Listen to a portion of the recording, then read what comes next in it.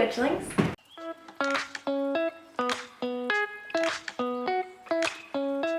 Welcome back to my channel. It's me, your local chaotic witch on here. And today we are talking about tools of witchcraft.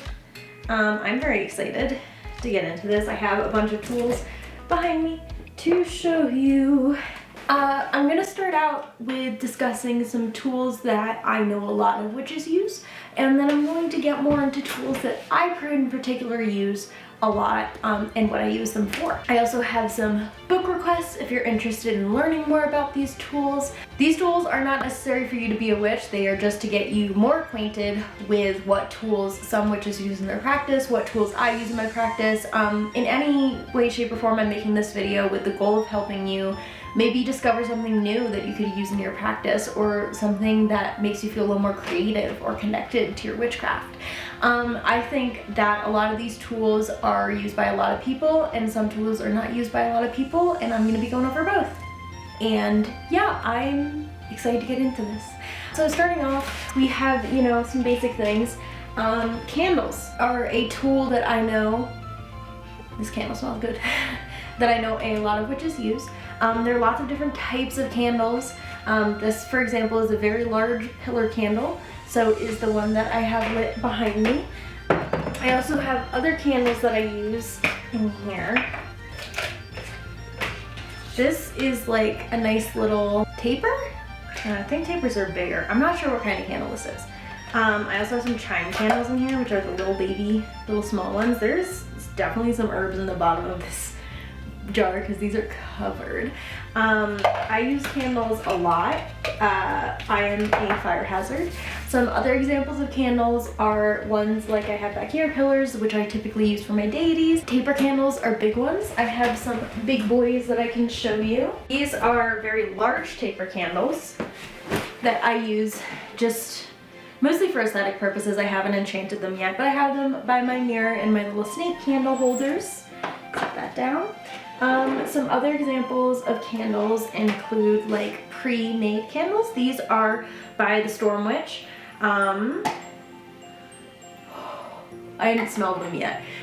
This is a Seance Candle, so it's made with frankincense, myrrh, and cinnamon apple scented, amazonite stone inside, and real mint and calendula. I love, love, love the Storm Witch. She also sent me an Ancestors candle. I'm gonna light this one.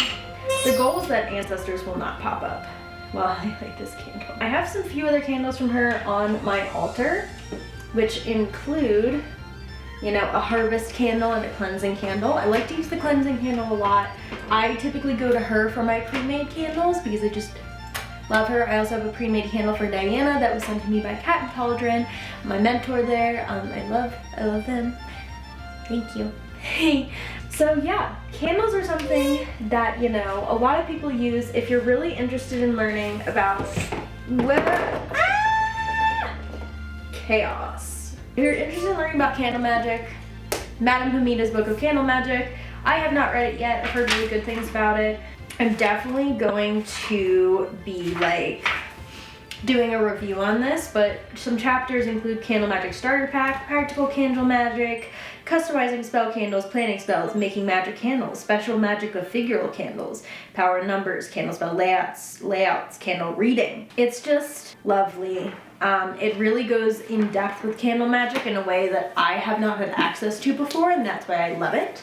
Candles are a big one that I know a lot of people use. Right up there with things that a lot of witches use are herbs. Now I have two examples of herbs here for you. I have an herb bundle. This is mugwort. Still, it doesn't really, smells a little like mugwort. Mugwort bundle. And then I also have mugwort. What the fuck? Okay. Anyways, mugwort in a jar. So we got some loose leaf herbs and herbs in bundles. You can also get herbs in candles. I love the smell of mugwort. Mugwort is a very big herbal ally of mine, so I'm very fond of it.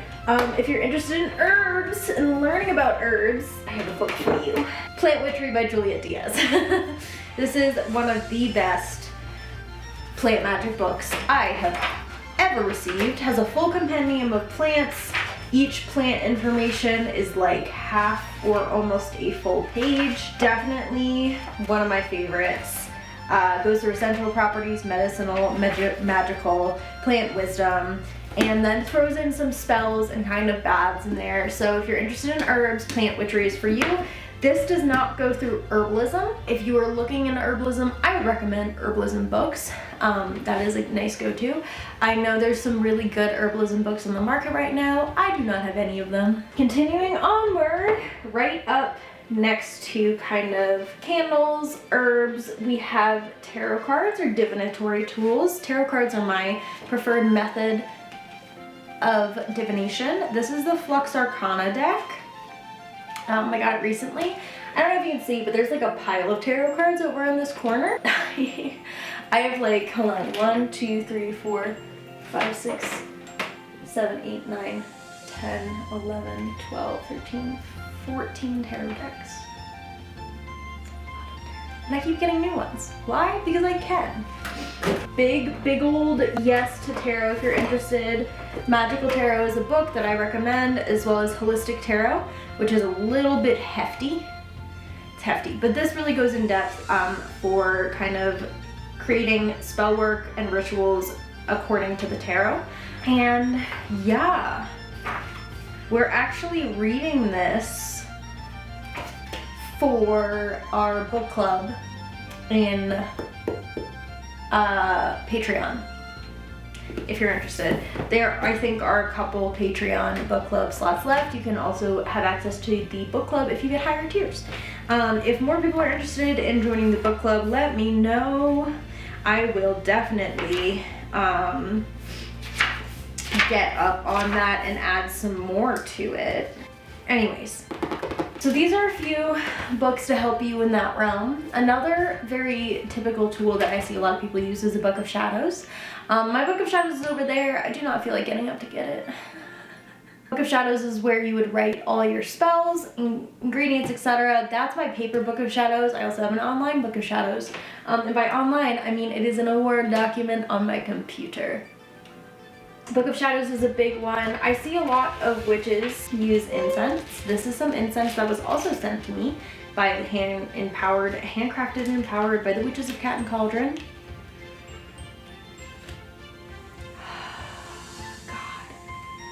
They're so freaking talented.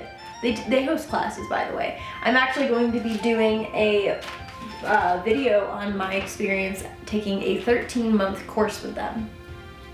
And I'm really excited to share that. I feel like we've gone over the basics. Obviously, there are some that I'm missing. Some other tools that I've seen a lot of people talk about are athame, which is a ritual knife. Wands. I don't have a wand. I have a thigh bone that I use as a wand. Herbs and oils. I have a couple oils here. Actually, I think I just have, did I not grab another one? This is a cologne that I use in my practice. It's Rue Cologne. If you watched Olivia's video with us thrifting things, you saw this being used. It is potent, so to speak. Rue is one of my big plant allies as an Italian folk witch, and this is a big kind of use in mine. I also use protection oils. My colognes and oils, well, my cologne is typically worn or used to cleanse a space. I sometimes use it in floor washes depending on the floor. Depends, because it is very alcohol heavy. So if the floor is not damaged, we're good. So like tile, it's a good example. My oils I typically use to anoint candles, wear on my person. Racking my brain. Cauldron. I have a cauldron, and by cauldron I mean it's a fire safe pot. I also have a fire safe plate. These are tools that I use because I do a lot of candle workings, and so when I do candle workings, I need something that's not going to shatter. And a fireproof like plate or a fireproof bowl is a great way of doing that. I would consider crystals to be another thing that is used pretty much all the time. These are 2 crystals that I have with me. I also have a bunch over here, but now there's a candle lit. Let me see if I can. Oh, black tourmaline is my most used crystal. Here we go. Here I have black tourmaline that I put in my bra, also known as the titty crystal, and some smoky quartz that I also put in my bra. Crystals are a big thing that I feel a lot of witches use or feel like they need to have in order to be a witch. You don't need crystals in order to be a witch.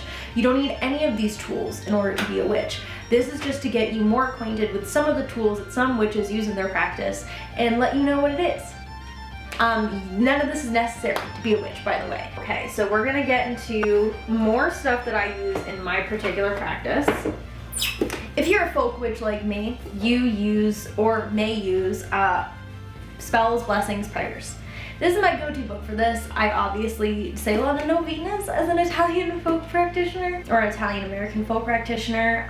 This is one of my favorite books. It is Sister Carol's book of spells, blessings, and folk magic.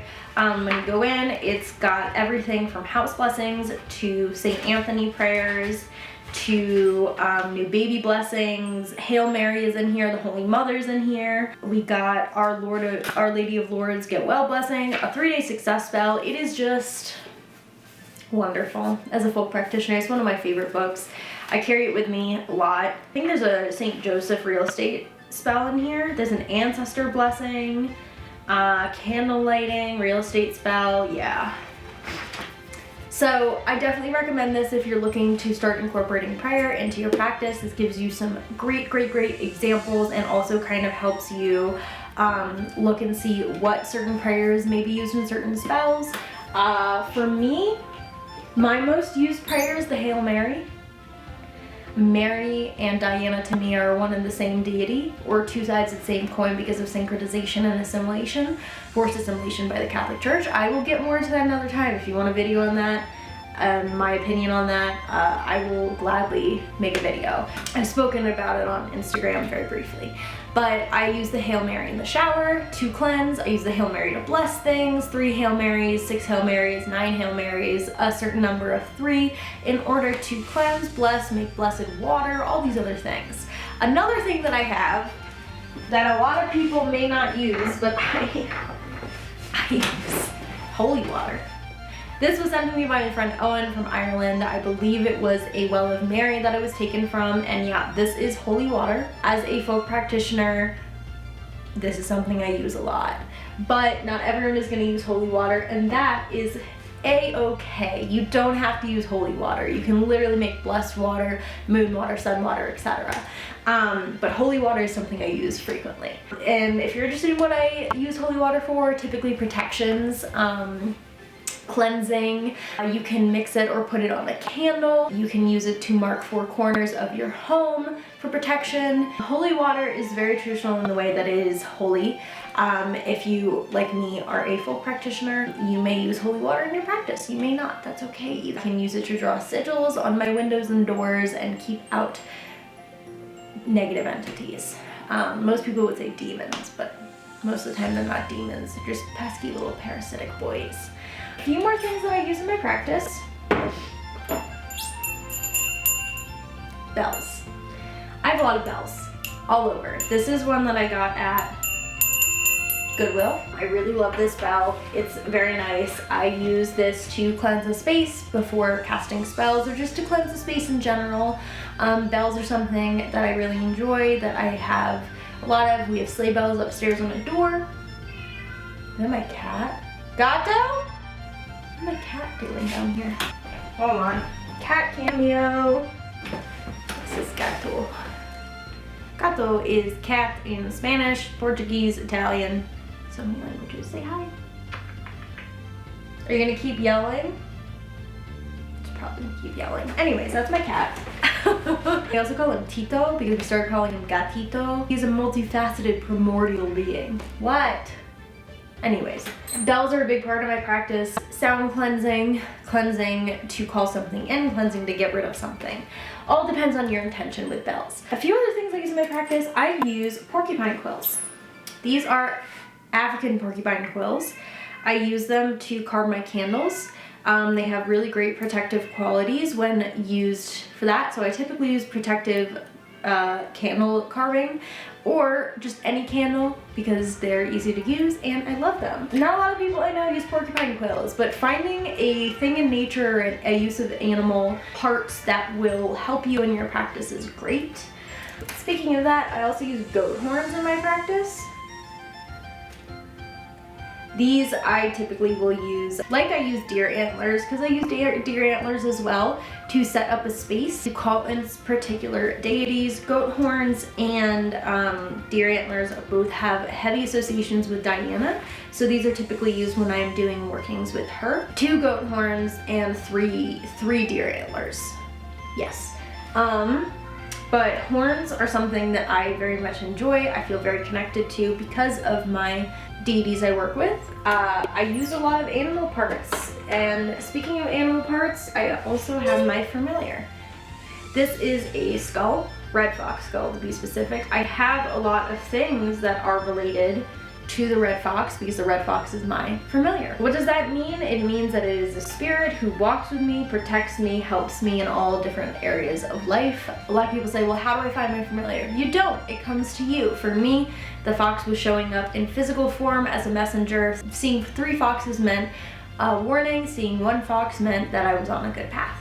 And that's how it started. And from there, I just kept getting more and more pulled to it. The spirit of my particular familiar spirit takes the form of a red fox. I don't have a red fox, a physical red fox walking around. It's a spirit for me. I use other, skulls, jaw bones, pieces of animal bones, teeth, etc. for different reasons. I use rabbit heels for luck. I have some back there, coyote teeth, truth-telling spells, deer hooves for communing with Diana, deer antler tips for communing with Diana. These can also be used in divination. I mentioned I have a deer thigh bone that I use as a wand sometimes, as well as a fox paw that I use as a wand. Teeth, bones, etc. The reason I use these in my practice, a lot of people have asked me about bones in my practice, is a lot of times I am working with the spirit of that particular animal that is coming through. So let's say I have a deer antler. I am going to be connecting with the spirit of the deer in order to do workings with that deer antler in the same way that I connect with a prairie dog when I use that skull in my practice. A lot of times I really enjoy having animal spirits around, working with them, communing with them, including them in spell work. Lots of different animals exist and lots of different animals are used for different things. So for example, fox spirit, my familiar, is used a lot for protection, for mirror spells, etc., locking things, making sure people don't find certain aspects of me. Versus a prairie dog, I would use in situations where I need to really infiltrate something. I really need to get it to work obnoxiously so, because prairie dogs are a pest, but they're also protected. Lots of animals used for different things, lots of animal parts used in different spells. But yeah, those are the tools that I have readily available that I use pretty consistently in my practice. I can't think of any others. If you have a tool that I didn't mention that you use, I would love to hear about it. Please drop a comment down below letting me know. And by the way, you can have 10% off of Storm Witch's website with the code THANKS, because thanks. I shouldn't do that while it's lit. Bad decision. Anyways, thank you so much for watching. If you stayed till the end of the video, you already know how I feel about you. Feel free to subscribe, like, leave a comment, turn the bell on, but no pressure. Remember to drink water. Have an amazing rest of your day. Sa benedica.